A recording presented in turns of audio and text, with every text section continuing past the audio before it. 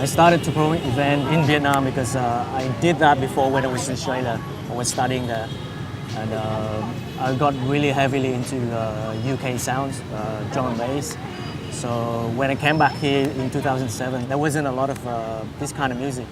So going out wasn't as fun. So I tried to do some drum and bass night, and that's how it started. I've been doing it for 7 years now.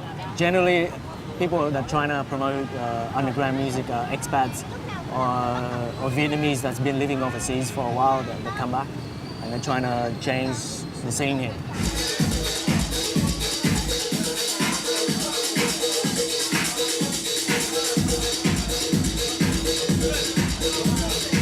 I have a hobby. I've developed a hobby almost 1 year ago to organize, host underground electronic dance music events.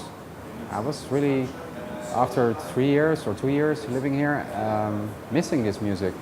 And I thought, why not introduce it to, the people who are living here, the Vietnamese mainly, and see if we can build a scene.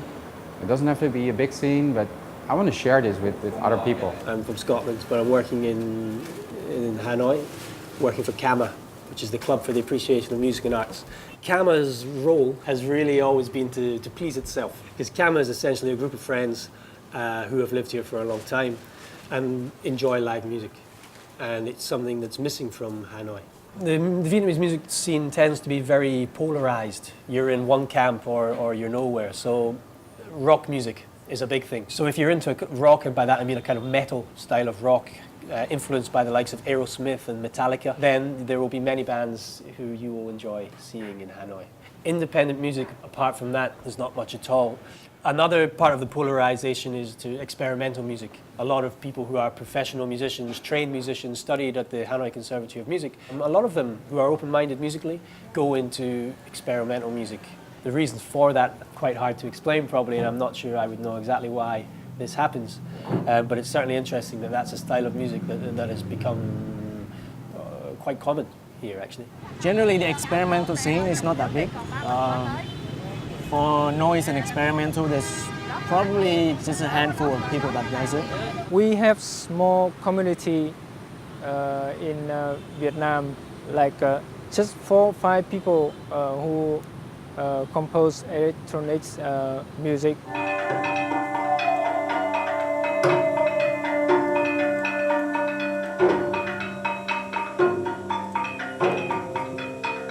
If you think about the experimental movement in any country, it's never going to be big because it's a niche thing.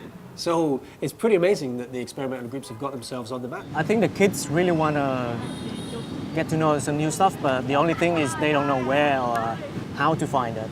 But now it's easy to find it on the internet, but to hear it live at clubs, it's still kind of hard for them to find where the spot is. There are a couple of venues who have live music, but they don't really go out of their way to invite international artists to come here. They might just by circumstance get one, perhaps someone who happens to be traveling through the city and wants to do a show, but they don't actively seek international artists to invite them here to perform. Most of them, of the owners, they want to play safe, so you either have to play cover bands, so more crowd will get into it, or smaller place will be interested to do other stuff. But yeah, it's mainly because it's a business point of view. But there are some kind of DJ musicians who are into DJing as an art or club music as an art. For example, DJ Slolo, Bush Lum. There's another guy called Slim V. It's dance music, but perhaps as an example of how not quite developed this is as an art form is when Slim V, who I absolutely respect by the way, I think he's very good, when he will do a show to a Vietnamese audience, he'll be doing live beats or DJing or something like this, and he'll have a live musician with him, like a violinist or a flutist or something to play with him, which sounds pretty cool. But halfway they'll have these absolutely outrageous electronic beats, just wah, wah, wah, wah, wah, and then it'll cut out and the violinist will start playing, the theme from Titanic or something. So there is a scene of DJs, okay, there is like a club music scene as well, that this is absolutely true, but I think it speaks volumes that some of the highest paid DJs are women with large breasts and their cleavage on display. There is one particularly famous DJ called DJ Tit.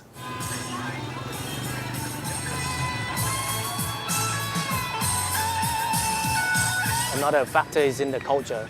A lot of Vietnamese kids here has to go home before 12 because they still live with their parents. A city with vibrant music scene usually have a party scene that go on until late at night and where people just rock out. And here, yeah, when the venue closed too early, when the party just started and suddenly has to close. So that's why the music scene developed a little bit slower as well. Vietnam has a 12 o'clock curfew. Everything in Vietnam must close at 12 o'clock.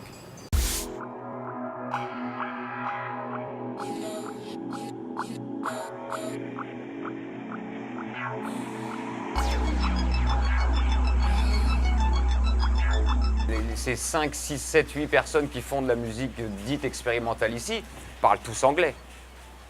Ils n'habitent pas dans un village et ils sont reliés quelque part à des pratiques culturelles en Occident. Certains y sont allés, même s'ils n'y sont pas allés, ils sont influencés par ces choses-là.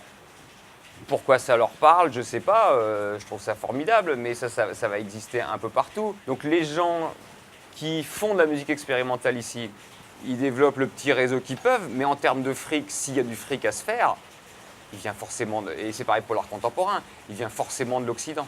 We creating network with the foreigner cultural office like l'Espace Alliance Française, Goethe Institute, British Council. Then we collaborate to create some events and we asking for the sponsor from them. Une extrême minorité de gens peut s'ouvrir sur des musiques non commerciales. Mais voilà, c'est un certain rapport à l'Occident. Quelle institution, quel étranger, quel sponsor, quel financeur va souhaiter les aider ?